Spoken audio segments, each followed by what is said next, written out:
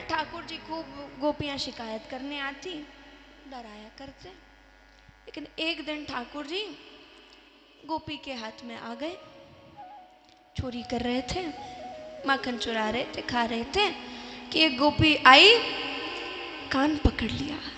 अब कहाँ जाएगा, अब तो कान पकड़ लिया, अब चल मैया के पास तेरी। खूब कहती है ना कि मेरा लाला अच्छा है, चल उसके पास। कान पकड़ करके ले जा रही थी। कहा यशोदा बाहर आ, देख तेरे लाला को लेकर के आई हूं, आज तो रंगे हाथ पकड़ा है, बाहर आ और देख कैसे माखन खा रहा था। मैया आई, अरे ये तो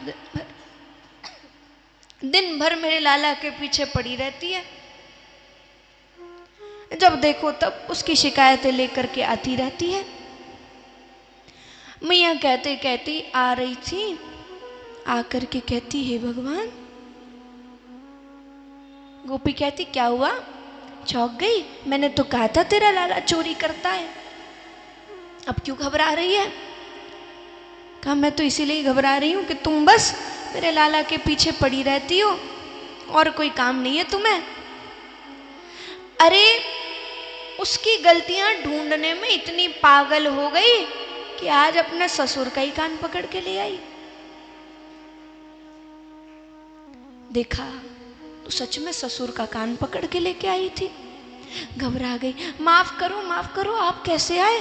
कहा कब से पकड़ के लेकर आई है, अब कुछ नहीं बोलूंगा तुझे, बड़ा दर्द हो रहा है कान में।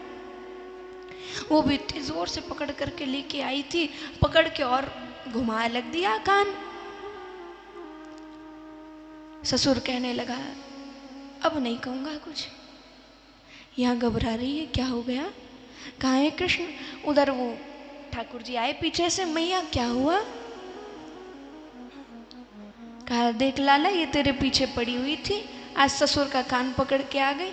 अरे मैया ये क्या करा इसने, पागल है ये तो। ठाकुर जी ऐसे लीला करते रहते, पकड़ में कभी नहीं आते।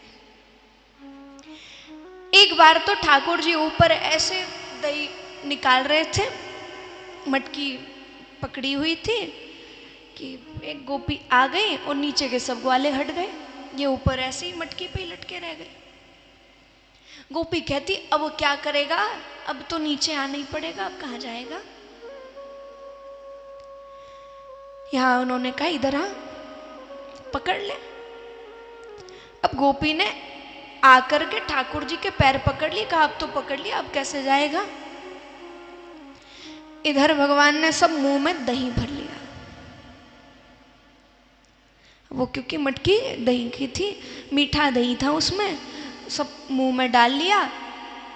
गोपी की तरफ देखा, सारा दही मुंह पे डाल दिया, मुंह से निकाल दिया और उसके हाथ से छूट गए और भाग गए।